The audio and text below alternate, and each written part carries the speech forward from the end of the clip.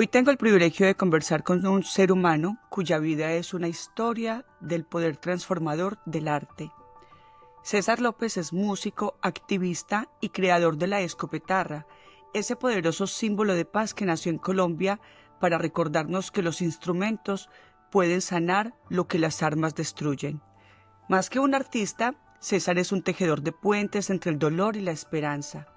Su música ha acompañado a víctimas, comunidades y territorios heridos por la guerra, y su mensaje resuena con fuerza en un mundo que necesita más empatía, más escucha y más compasión.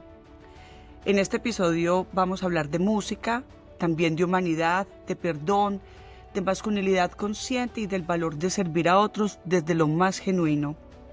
Una conversación que nos recuerda que todos somos parte de una misma humanidad y que nuestras acciones, grandes o pequeñas, pueden ser una ofrenda de amor hacia quienes vendrán después. Prepárate para un viaje maravilloso que seguro nos va a tocar el alma a todos, que nos va a invitar a creer, una vez más, en la posibilidad de transformar el dolor en armonía. César, bienvenido a mi rincón del proyecto. Claudia, un abrazo grande y gratitud absoluta por tenerme en cuenta para este espacio. Espero que las palabras que hoy nos broten sean útiles para mucha gente que escuche. Que así sea. Bienvenido, para mí es un privilegio tenerte. Como decía, eres un hombre que ha trabajado muchísimo por la paz, pero de una manera diferente, con el arte. Y me gustaría empezar desde dónde nace, desde dónde inicia todo esto. O sea, yo me acuerdo de ti cuando estabas en Poligamia. Yo era fan número uno. ¿Y desde dónde nace todo esto? O sea, ¿cuándo inicia todo este trabajo tuyo?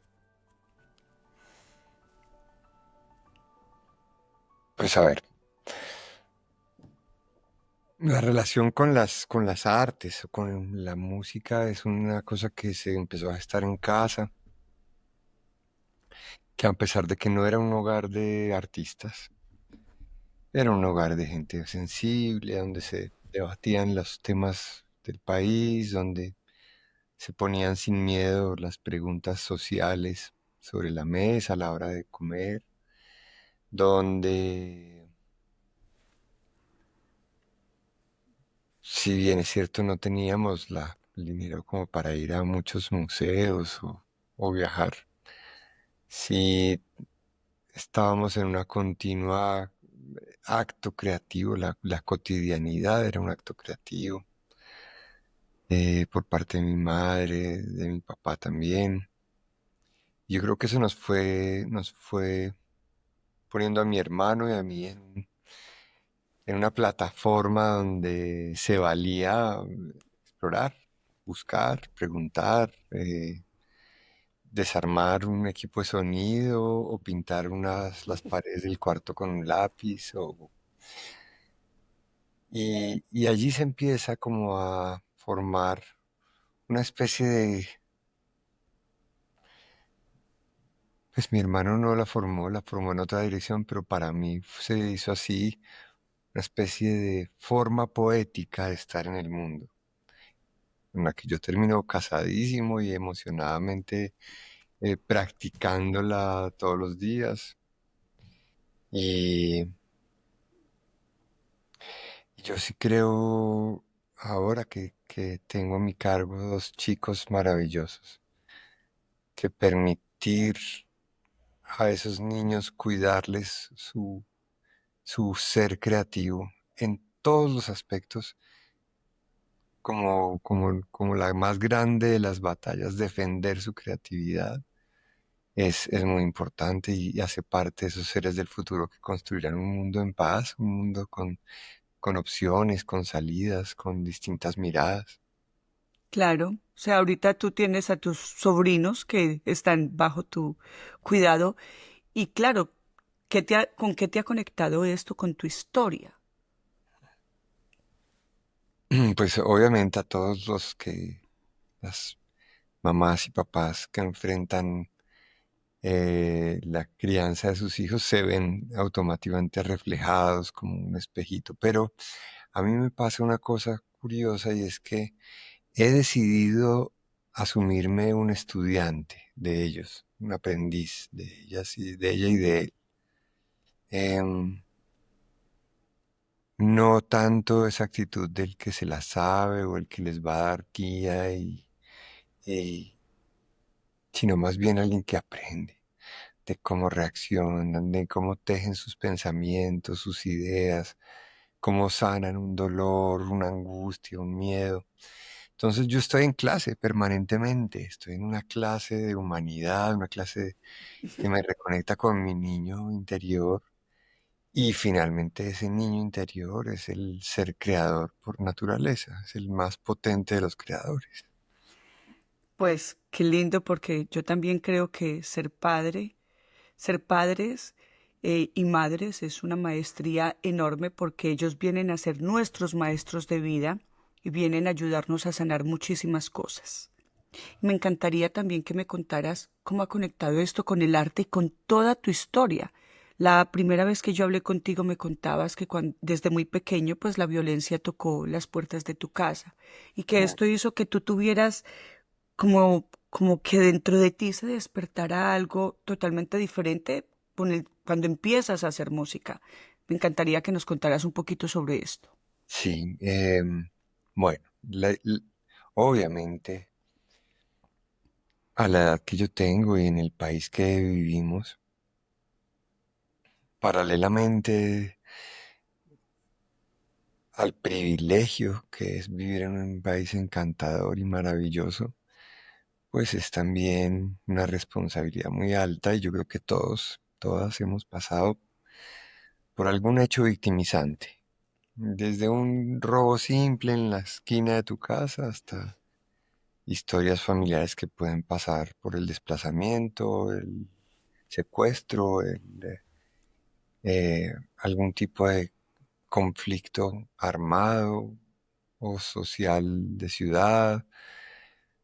Eh, y entonces a estas alturas yo no conozco a nadie que no pueda decir que, que algo le pasó en la historia de Colombia o que la historia de Colombia no le ha pasado por encima o por su familia, por algún tipo de grado de cercanía.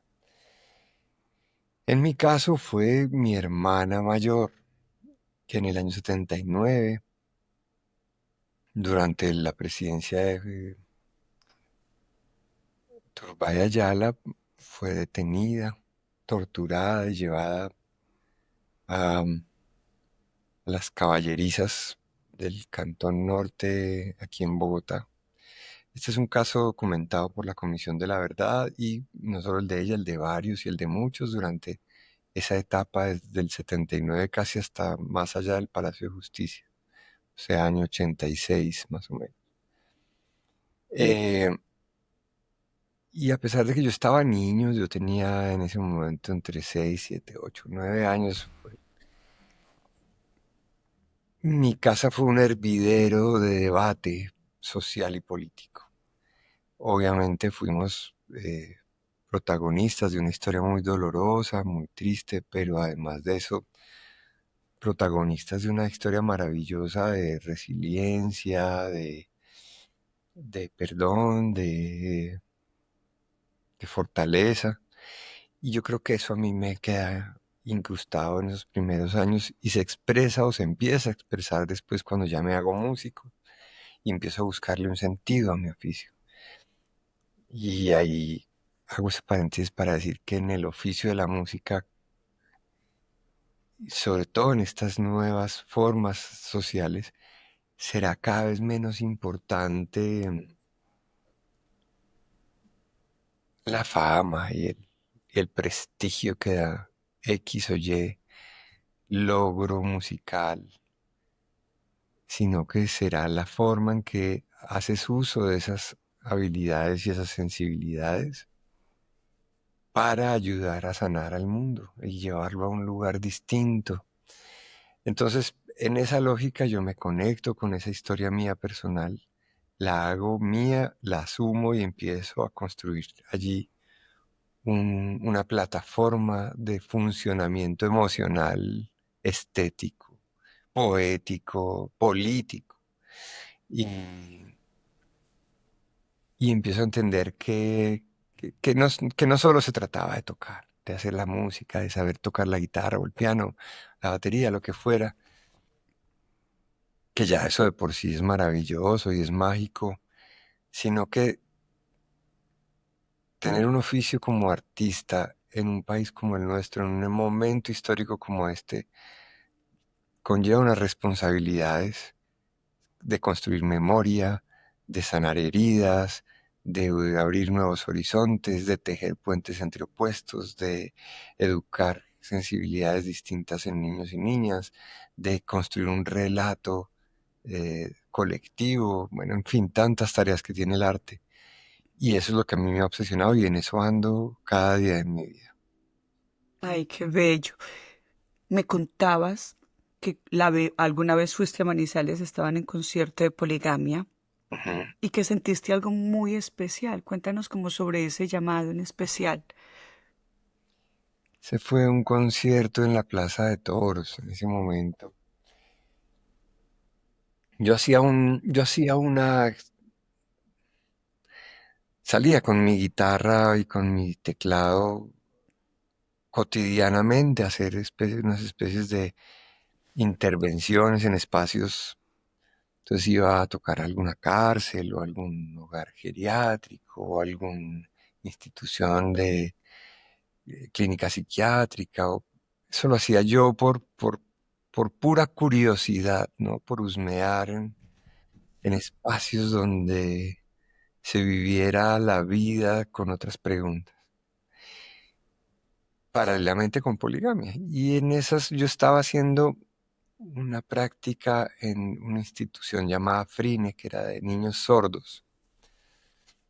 Mm, consistía en un salón de clases con amplificadores muy potentes debajo, apuntando hacia el piso sobre las frecuencias que hacían vibrar la madera, generar experiencias de sensibilización para los chicos y las chicas. En una de esas yo tengo el concierto de Manizales de Poligamia, un concierto muy rimbombante, gigante, lleno de pues, la plaza llena, pantallas, pirotecnia. Y yo llego al hotel y, y siempre recuerdo esta anécdota de que yo llego al hotel y hago un balance de mi vida. Pienso en ese concierto que acabo de vivir, pero pienso también en mi experiencia con los chicos, con las niñas y niños sordos. Y digo, a mí me conmueve más lo otro. ¿Por Claro. qué? Me interesa más esa experiencia pequeña, específica. Me interesa más esa pregunta por lo humano, tan profunda, tan intensa, eh, que lo que había vivido en ese escenario, eh, cierto, tan imponente, tan majestuoso y tan lleno de gente. Y ahí empiezan mis preguntas, mis dudas más grandes sobre hacia dónde ir orientando esta embarcación del- de la sensibilidad y el oficio del artista en este momento histórico, eh, porque hay que decirlo, yo me pude haber quedado allí en el ejercicio de la música comercial, me gustaba, sobre todo tiene permanentemente un reto y un aliciente para el ego. Sí, esa adrenalina pura. Es adrenalina pura y es cómo logras demostrar en la siguiente experiencia y en la siguiente que va a ser una línea ascendente de crecimiento, ¿no? Como lo que erróneamente concebimos como el éxito, esa línea donde la experiencia que antecede la nueva necesariamente tendría que estar en un estado más impuro, más imperfecto. Tienes que ir puliendo esto en esta. Y resulta que, por ejemplo, lo que tú adviertes en un conocimiento indígena, es que no existe tal línea ascendente, sino que es una espiral donde tú vas creciendo y te vas reencontrando contigo mismo en niveles distintos, Claro. quizás con los mismos elementos. Y esa idea del viaje vital a mí me seduce mucho más que esta curva ascendente ¿no? Donde tienes que estar en el ejercicio de perfeccionarte frente a los demás, aunque por dentro, como lo dijera Mercedes Sosa alguna vez, dijo que un estadio entero te aplauda no significa necesariamente que estás haciendo las cosas bien. Wow. Eh, y eso para mí ha sido un norte total, ¿no? Y llevado a la vida cotidiana y familiar, ¿no? Que todo en tu casa esté bien no significa necesariamente que lo que tú estás haciendo está bien hecho. Total. Y bueno, eh, me fui lejos de la pregunta, pero para decirte que sí, que esto ha sido un camino muy hermoso de ir replanteándome mi funcionalidad como ser humano dentro de esta experiencia cortita que tenemos.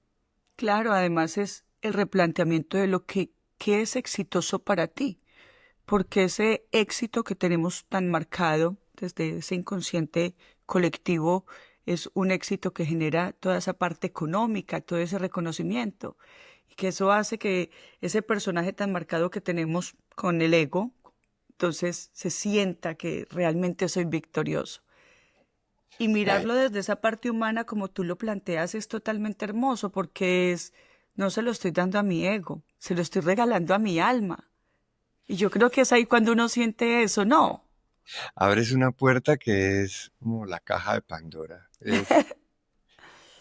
Esta pregunta por el éxito va desde lo que podríamos llamar una práctica del capitalismo, ¿no? Donde te miden por tus resultados concretamente.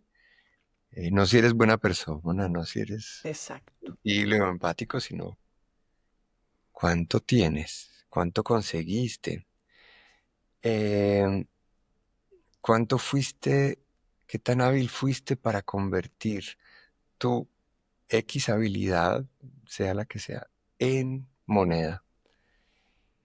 Y esto es una cosa que hoy en día a mí me preocupa mucho con la juventud, que tú ves los influenciadores, los youtubers, es gente que está tratando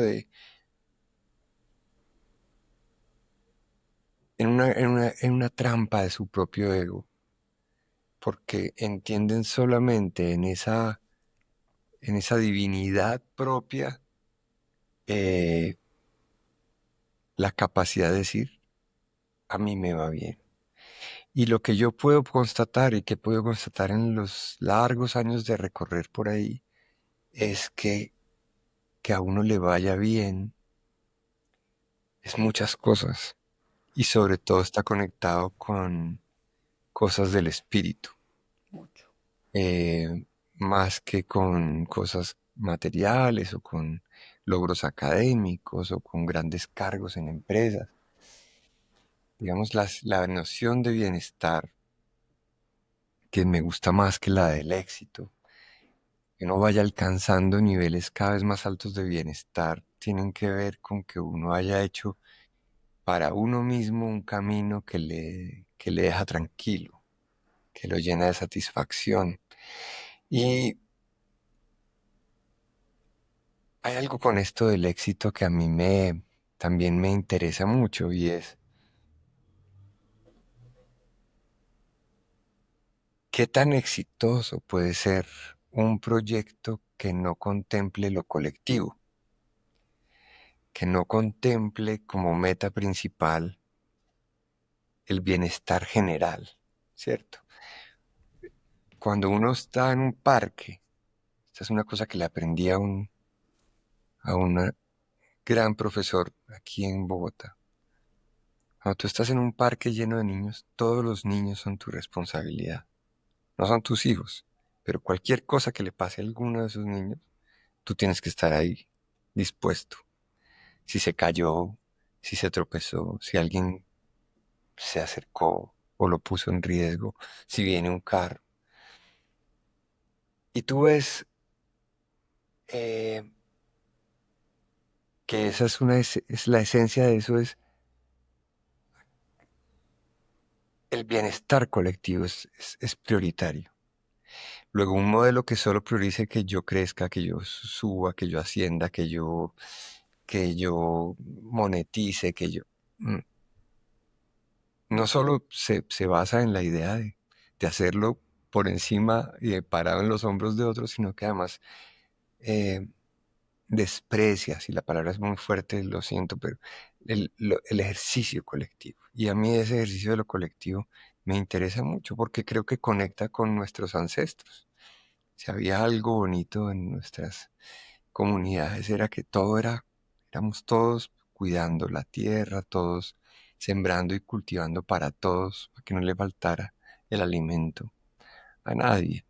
Y ahorita que vine de un viaje, eh, por ejemplo, a Bojayá, estaba contando que en un momento en la embarcación, el barquito se orilla y había pescado para todo el mundo. Eh, y había plátano para todo el mundo. No importa si creció en tu finca o en tu pedacito de tierra. Hoy al almuerzo todo el mundo va a comer. Qué lindo. Y eso, recuperar eso o cuidarlo más bien, es una cosa que el nuevo modelo de éxito o que el modelo de éxito en general desprecia. Eh, entonces, bueno, yo voy por la vida diciéndole a los pelados, hey, fíjense que hay otras formas de ser exitoso, de encontrar bienestar, de ser felices, de servir, de ayudar, de que te sientas pleno. Y qué curioso, Claudia, que yo he leído tantos y tantos testimonios de gente que dice estas palabras que yo digo, pero lo dice al final de su vida, cuando ya están para cerrar su existencia, 70, 80, 90 años, y dicen, yo hubiera querido hacer esto, hacerlo de esta manera, hacerlo distinto, hubiera querido dedicar más tiempo a mi familia, hubiera querido preocuparme menos por la plata, hubiera querido hacer, dejarme deslumbrar menos por ciertos espejismos del sistema o sí, y yo trato por eso de esas lucecitas que emergen en mí que seguramente irán, cuidarlas. Cuidemos Qué esas lindo. luces que nos indican pistas de humanidad para que no las arrebate Claro, el mundo. Y en esas ando yo. Soy como un pequeño cuidador de luciérnagas que son lucecitas pequeñas que iluminan juntas todo mi mundo. claro, es buscar hacer colectivo. Me encanta escuchar eso, es buscar hacer colectivo. Y se me viene un típico ejemplo y yo siempre le he dicho a mis hijos, si el dinero generara la felicidad, Michael Jackson hubiera sido el hombre más feliz del mundo. Entonces eso indica que el éxito no es el dinero, sino como tú No. dices, cuando estás lleno de eso, porque uno ve mucha gente, estoy deprimida, estoy mal, y los conciertos están full y son personas súper exitosas, significa que el éxito, cuando realmente hay una conciencia de que es algo que viene desde ese don de mi alma, desde lo que mi ser quería ser, alcanza unas dimensiones muchísimo más grandes. ¿Qué es lo que tú has hecho y que por eso eres una persona tan exitosa en lo que tú haces? El ir con las personas, entregar lo más bello que tú tienes, porque es un don que has puesto a favor de otros. Como tú me decías a mí, esto para mí es como una ofrenda. Esa Y es qué la palabra. hermoso cuando ponemos nuestra profesión y anteponemos esa parte, porque es totalmente humana tener esas ganas de tener dinero y de ser exitoso, porque eso es totalmente humano. Estamos en un, yo siempre digo, estamos en un plano que es totalmente, o sea, material. Y cuando realmente solamente vemos que esto es ese vehículo, pero que hay algo más allá y que lo priorizamos, yo pienso que como que el universo conspira para llevar ese legado a cosas más grandes, como las que tú has hecho, que es muy lindo. Hay mucha gente que no conoce y este hombre hizo algo maravilloso que se llama la escopetarra, que quiero que nos expliques. Como ya podrán escucharlo, él es colombiano, el podcast se escucha en varios países. Entonces, quiero que nos contextualices cómo nace la escopetarra, qué es el símbolo y cómo fue esta creación tan bonita que es importante a nivel mundial. Bueno, pues la escopetarra, yo, yo tengo que decirte que la escopetarra es un símbolo y eso tiene toda una trascendencia, digamos, porque hablar desde el símbolo en este momento para la humanidad es muy importante, porque el discurso se acabó, se gastó. Es tanto lo que oímos, tanto ruido de la palabra, que tristemente las cosas que están logrando cambios potentes están a veces, o que logran cambios potentes en nosotros, a veces están puestas en un objeto que vemos en una pared o en un cuadro que vemos en un museo, donde las palabras desaparecen, pero la esencia queda completamente incrustada en el alma. Entonces yo quise hacer un objeto que llamamos la escopetarra, porque es el ensamblaje entre una guitarra y un arma de fuego. Em, y esto es muy importante porque no es un gran invento. La humanidad ha mostrado históricamente cientos y cientos de objetos de guerra transformados en objetos útiles. Pero que sea, por ejemplo, un AK-47, un fusil, que es el fusil que más muertos le ha causado al planeta Tierra en toda su historia. Que sea en un país como Colombia, con más de 200.000 víctimas, digo, muertos por la guerra, con más de 9 millones de víctimas. Eh, entonces es un objeto que empieza a decir cosas. La escopetarra es una guitarra que yo toco cotidianamente en mis conciertos, en mis viajes. Eh, es un instrumento de paz que simboliza la transformación, el cambio. Si un arma que fue pensada para matar, para intimidar, pudo cambiar su esencia a través de un ejercicio de la creatividad y como un ser humano que esté en este momento en cualquier esquina, en una pandilla, o en un grupo armado, o en algún tipo de plataforma practicante de las violencias, ¿cómo no va a poder cambiar? Y entonces la escopetarra adquiere valor en la medida en que ese símbolo se empieza a desmenuzar y a convertir en, en teoría y esta teoría en práctica. Y esa es la escopetarra, es un objeto, es una especie de museo itinerante de nuestras violencias. Tú ves ahí, cuando yo estoy trepado en el escenario, lo que ves es un objeto que fue disparado, que causó mucho daño, que ahora sirve para cantar, para dar poesía. Y entonces te genera necesariamente esas preguntas. ¿Cómo es posible que esto haya sido usado? ¿Cómo es posible que esto haya sido transformado? ¿Qué significa eh, nuestra guerra en términos del trauma colectivo? Bueno, en fin, tantas cosas que se desprenden. Y para eso sirve este sencillo objeto que pesa 3 kilos, que tiene forma de fusil y que se llama la escopeta. Qué belleza. Oye, a medida que hablabas de eso como símbolo, me encanta porque es la manera como dentro de nuestro inconsciente vamos cambiando esa idea de que mala hierba nunca cambia. Y esta es la representación, me encanta, no lo habíamos hablado así, y me lleva a esa reflexión de todo el tiempo tengo la capacidad de cambio. O sea, pude haber sido algo que, que de pronto la sociedad me llevó a ser, pero también puedo ser ese instrumento de paz y es esa dualidad en la cual habitamos. Y veo esa escopetarra como esa dualidad y es un símbolo que me puede llevar a decir, esto era antes yo, pero mira que tengo la capacidad de cambiar. De la manera que esta arma podía matar y seguramente mató a muchas personas, también puede hacer música. Y es como los seres humanos nos permitimos, porque eso tiene que ver con el permitirse, cómo quiero cambiar y qué es lo que deseo cambiar. Es maravilloso, oye. Es esto bueno, toda la teoría del cambio Wow. y del cambio personal Uf, es un, pues no en vano la frase dice, lo único permanente es el cambio.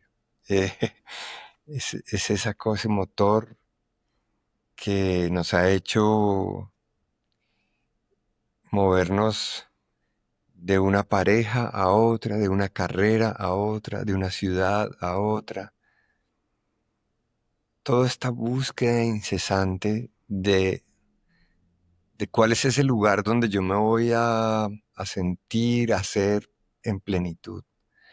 Y mientras esa búsqueda no termina, estamos en cambio, estamos abriendo puertas, abandonando hábitos, transformando ideas.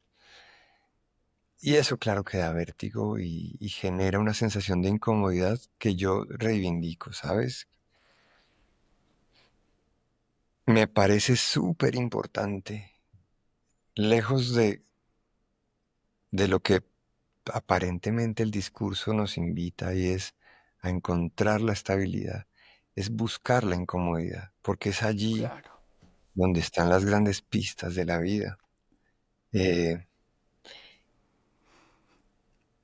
una incomodidad, por supuesto, no tóxica, que no destruya a otros o a otras, pero una incomodidad que nos mantenga en la búsqueda de nuevos horizontes. Y a mí eso me gusta, me interesa, como metodología de vida. Mm, y ahí vamos. Yo soy un gran incómodo, digamos. Yo me considero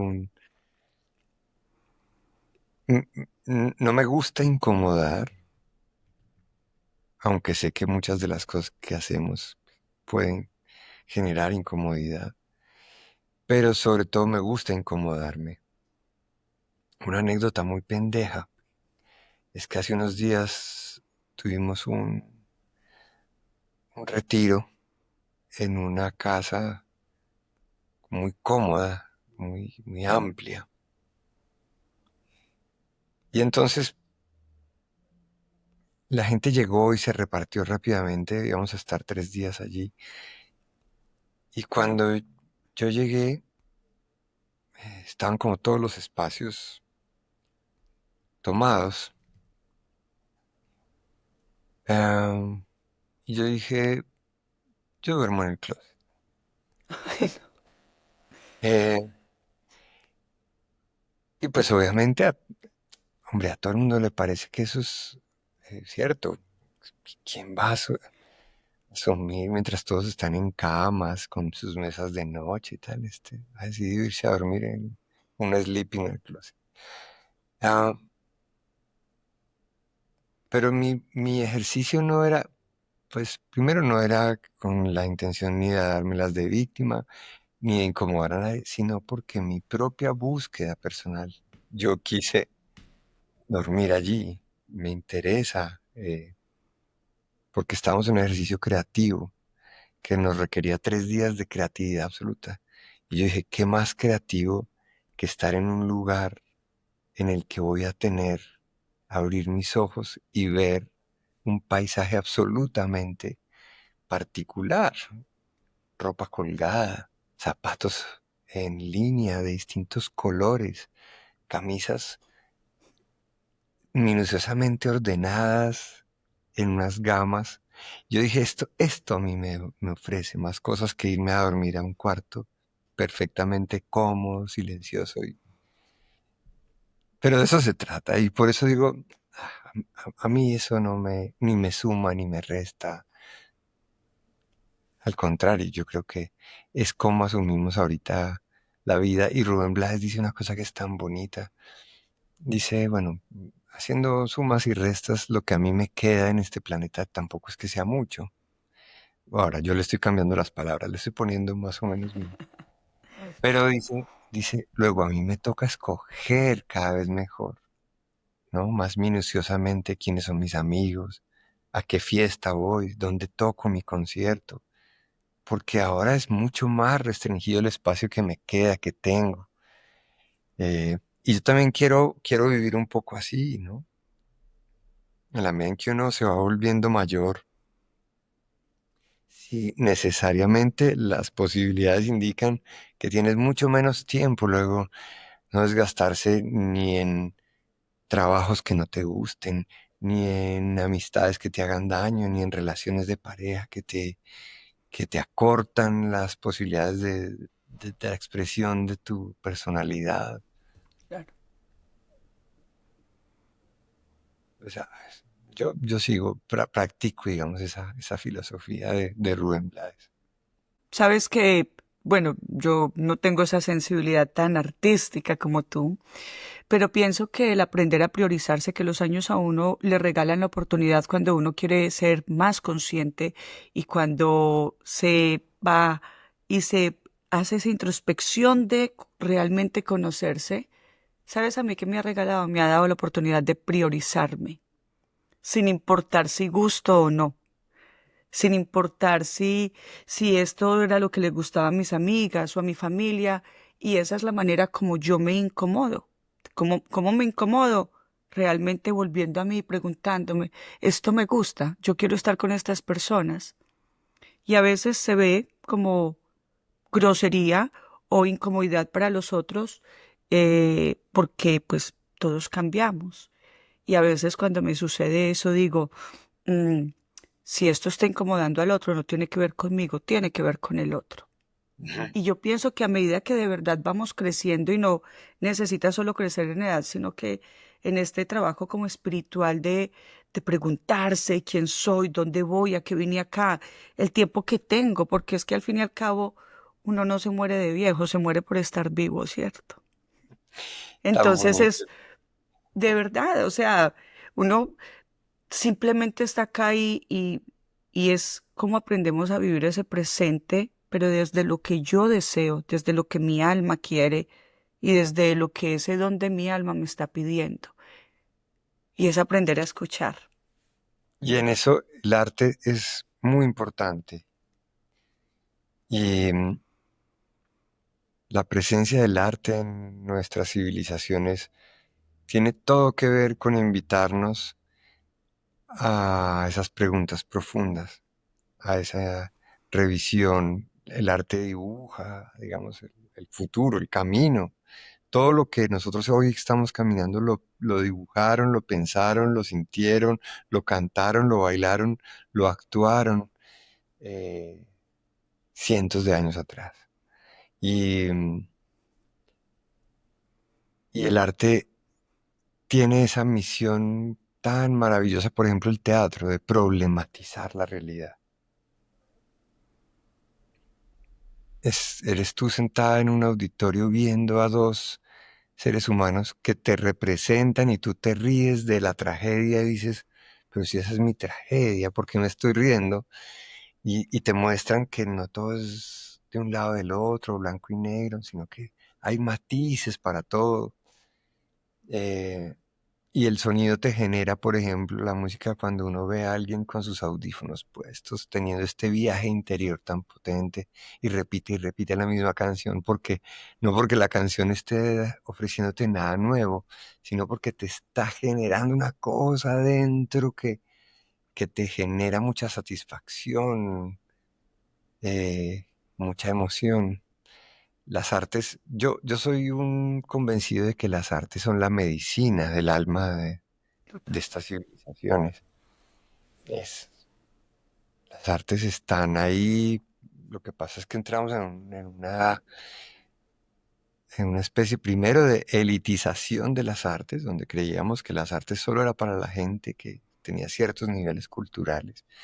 Y segundo, ahora con que las artes se han ido al tema del espectáculo, del entretenimiento, casi que exclusivamente el goce,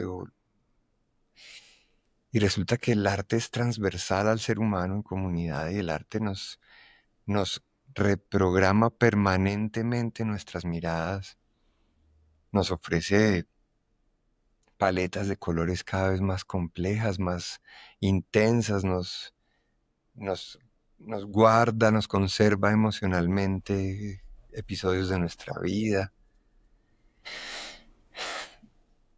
Qué bonito. Y esto no solamente es carreta, digamos, sociedades que han priorizado sus procesos artísticos y culturales, que eso se ve técnicamente en las inversiones que hay para arte y cultura, pues necesariamente son sociedades que van alcanzando niveles de bienestar eh, y de desescalamiento de las violencias muy importantes. Había algo que tú me decías, César, la vez pasada, y me contabas que todo este arte que tú haces, pues lo llevas a lugares de guerra, porque es como en esos lugares donde la gente lo único que está viendo es el dolor por el que están atravesando. Lo que tú has deseado es acompañar por medio de tu música. Yo creo que como que darle otro, como voltear un poquito esa cara triste de la moneda. Sí, yo lo tengo muy referenciado con objetos, por ejemplo, la bisagra de las puertas, ¿no? La bisagra de las puertas es un invento maravilloso, porque es una pieza central que articula dos distintos objetos. Y entonces el arte funciona como una bisagra, permite que dos visiones se acerquen, permite que dos personas, dos colectivos, permite que, que dos realidades distintas se encuentren y las une.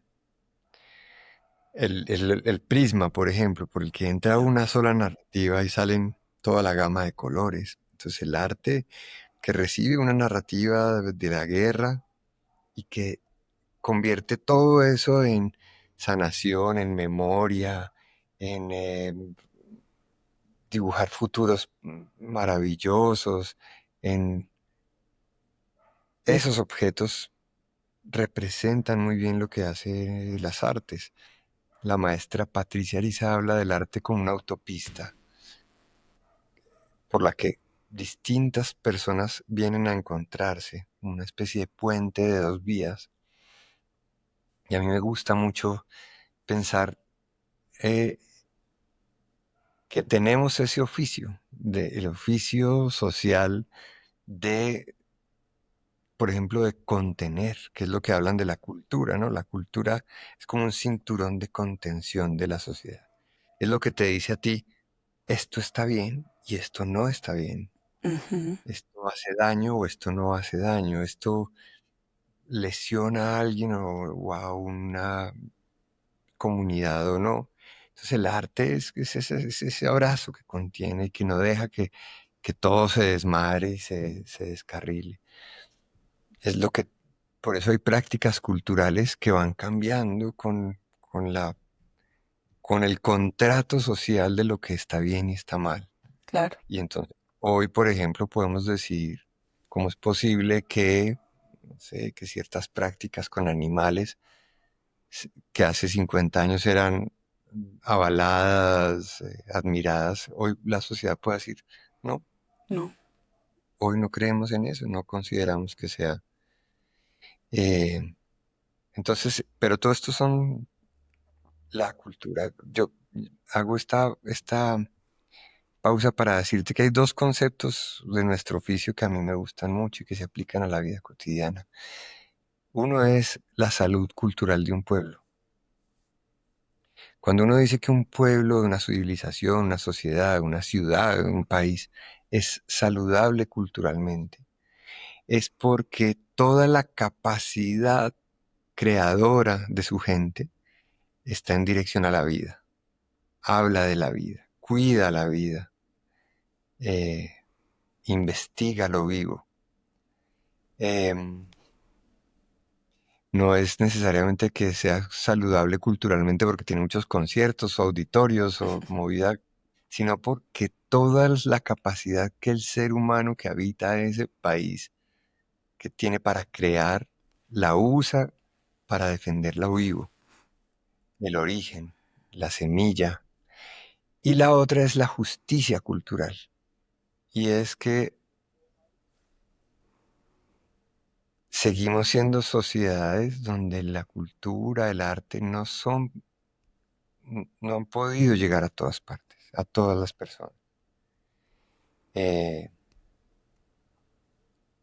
no es lo mismo quien está cuidando el concierto que quien está viendo el concierto, Total.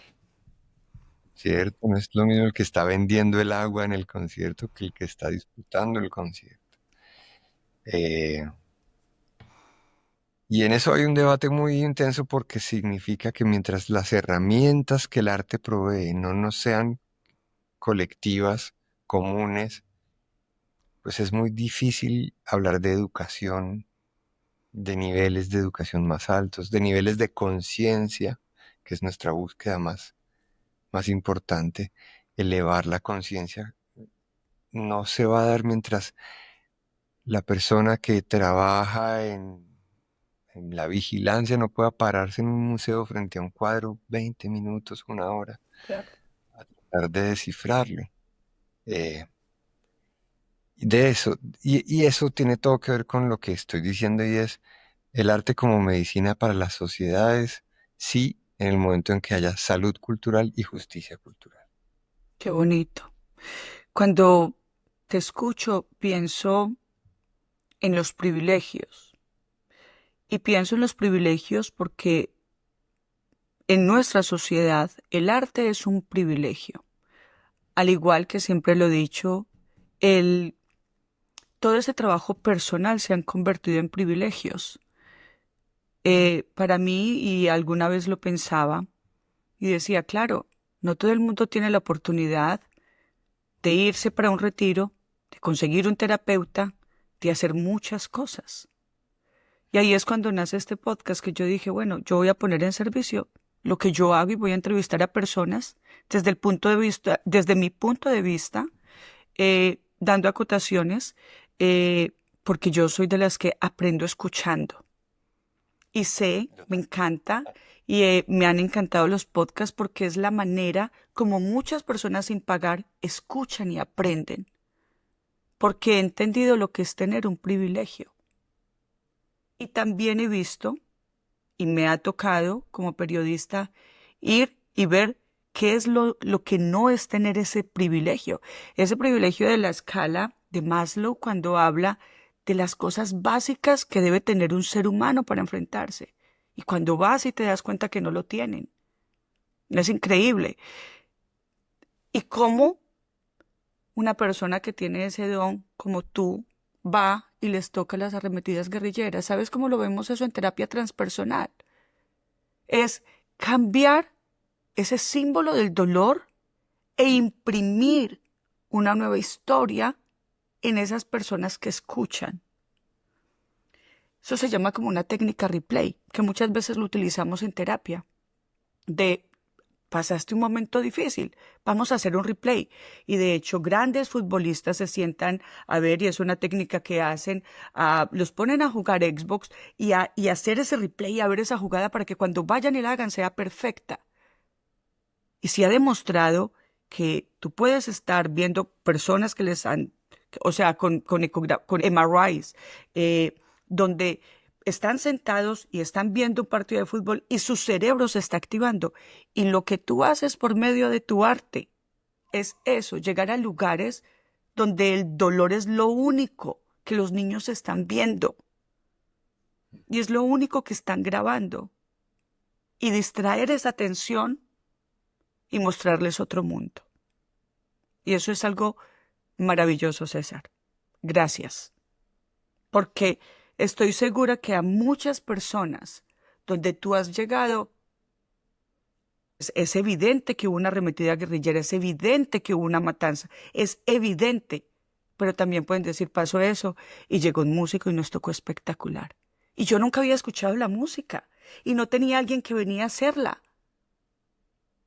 Y esos son los privilegios que cuando tenemos esos dones, tener esa humanidad y decir, mira que yo los puedo entregar con todo el amor del mundo. ¿Qué recibo? De pronto no recibiré mucho dinero, pero recibo más hacia mi ser, que eso es muchísimo más. Y pues la frase dice a mayores privilegios, mayores responsabilidades, ¿no? Y también nos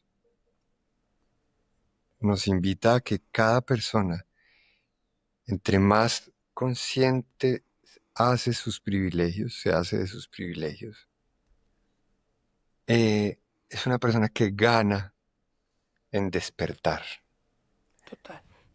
en su despertar individual. Eh, la ducha caliente, ¿cierto? Todo. El saco que te quita el frío. eh, Hay una cantidad de cosas. Hoy en este momento en Bogotá tuvimos una madrugada con unos niveles de frío, marcó como 6 grados, que eso es bajitico. Y entonces la gente dice, ay, qué frío, qué frío. Y yo pienso, por ejemplo, sí, en el frío de los habitantes de la calle, ¿cierto? Que no tienen o en el frío de la persona que está detenida en una celda, independientemente de lo que haya hecho. Eh, y entonces que nosotros podamos tener la empatía suficiente para decir, esto que a mí me está pasando no es lo mismo que le puede estar pasando a otros. Y lo de los otros me duele. Y la persona que cruza el parque también la quiero y la respeto, aunque no la conozco. Y tiene el derecho a expresar con claridad su forma de ver el mundo. Esa forma de estar en este universo es con la que yo me quiero quedar y que quiero Qué bonito, promulgar. me encanta. Quiero que nos hables un poquito más de tu música, que nos cuentes dónde la pueden escuchar, o sea, cómo accedemos a todas tus cosas. Hay gente que seguramente no te conoce. Cuéntanos un poquito más de ti. Bueno, yo tengo dos rutas de la música. Yo soy pianista, compositor de música de cámara, y entonces hay una línea de mi vida que es la música de cámara, que está materializada en 3 discos, que se llama Alas de Prueba, que son formatos de música acústica, violín, violonchelo, tiple, piano, y 2 discos de música solista de piano, que está conmigo, mi obra compuesta para piano. Y tengo otro camino que ha sido el camino del activismo, que es la música que yo he compuesto con la escopetarra y que hemos grabado, que a mí no me gusta llamarlas canciones porque no tienen la vida que viven las canciones. Las canciones tú las sacas y van a una emisora o les haces un video, en fin. Estos son más unos dispositivos sonoros que tienen tareas muy específicas. Entonces hay canciones sobre la memoria, sobre el perdón, sobre hechos concretos de la vida del país. Hay canciones que cumplen como una misión muy específica de generar preguntas sobre temas concretos que tienen que ver con eh, la reconciliación o la resiliencia. Y eso lo llamamos en un primer disco Toda bala es perdida. Toda bala es perdida era un graffiti que había en una favela en Río de Janeiro cuando llegamos con la escopetarra. Y el disco segundo que se llama Canciones para después de una guerra. Canciones para después de una guerra es el nombre de una película antigua, pero que yo quise retomar porque Curiosamente, una vez estando en la cárcel La 40 de Pereira, trabajando con unos muchachos, los muchachos dijeron, nosotros tenemos un grupo que se llama Por el Derecho a Pensar el Posconflicto. Y a mí eso me llamó tanto la atención, que un grupo de personajes que estaban presos fueran tan libres mentalmente que ya se imaginaban cómo iba a ser este país cuando ya no hubiera guerra. Eh, y no tenía nada que ver con su condición de estar metidos en una cárcel. Su libertad no la determinaba las rejas. Eh, entonces, me gusta mucho la idea de ponerle a los discos nombres que invitan a un futuro. Esta canción se llama Hasta que amemos la vida. Es una canción que, que, que pinta un horizonte. Tenemos que seguir en esta ofrenda, en esta búsqueda, hasta que un día este país sea un país que ama, que cuida, que respeta la vida en todas sus formas. Y esas son mis búsquedas y esa es mi manera de acercarme a la vida desde la música, desde el oficio del artista. Oye, pero te pueden encontrar en las plataformas. En todas partes está. Seguramente podrán encontrar una que otra conversación, canciones, la obra de piano, del cuarteto de música de cámara. Y curiosamente ahora estoy trabajando en dos cosas, un nuevo disco de piano y una canción sobre el concepto de patria. ¿Qué es eso de patria? Entonces lo que hago mucho es ir por ahí preguntándole a la gente, ¿para usted qué es la patria? Y las respuestas me van dando insumos que me ayudan a componer la canción. Ay, qué bonito. Bueno, y también te pueden encontrar en tu Instagram, que es César López 1. César López 1. César, ¿quieres terminar con algo? ¿Quieres decirnos o contarnos algo más antes de terminar esta charla tan bonita? Bueno, Claudia, agradecerte a ti y quizás pedirle a la gente que nos escuche, que piense en colectivo, que tenga tiempo de silencio para sí mismo y que no tenga miedo de las batallas que tendrá que dar para desaprender lo que esta sociedad nos dijo que era lo correcto. Totalmente. Yo me quedo con algo que me dijo una entrevistada también, creo que fue Laura, y ella me decía, el nuevo lujo en este momento de la vida es el tiempo. Entonces hay que regalarse ese tiempo es maravilloso, es el nuevo éxito. Bueno, yo te agradezco a ti y para llegar a este final de este episodio donde hemos tenido el privilegio de escuchar a César compartir su inspirador viaje, un camino lleno de luces y de sombras. Nos has llevado a través de muchos momentos oscuros que sobre todo ha vivido Colombia y muchos hemos estado ahí, conocemos ese dolor por el cual se ha trasegado. Y me encanta porque gracias a esa has motivado a muchísimas personas con todo lo que tú has hecho. Con la escopetarra te has convertido en un activista de paz. César no es solamente la voz de muchos que atraviesan el sufrimiento, sino también el faro de esperanza que nos recuerda que a través del arte y la música podemos encontrar la fuerza para sanar y transformar nuestras realidades. Pienso que para mí y para muchos tu historia ese difícil camino que hace el héroe. Y me encanta ese camino que hace el héroe, que no siempre es lleno de victorias, sino lleno de resiliencia y de saber que el amor puede prevalecer incluso en los contextos más difíciles. Gracias por acompañarnos en esta conversación tan profunda y conmovedora para mí. Espero que las palabras de César resuenen en cada uno de sus corazones y que al igual que todos logremos encontrar en nuestra vida una pasión, una voz que no solamente nos impacte, sino que logremos impactar a los que están a nuestro alrededor. Hasta pronto, gracias por estar en este episodio. Soy Claudia Echeverri.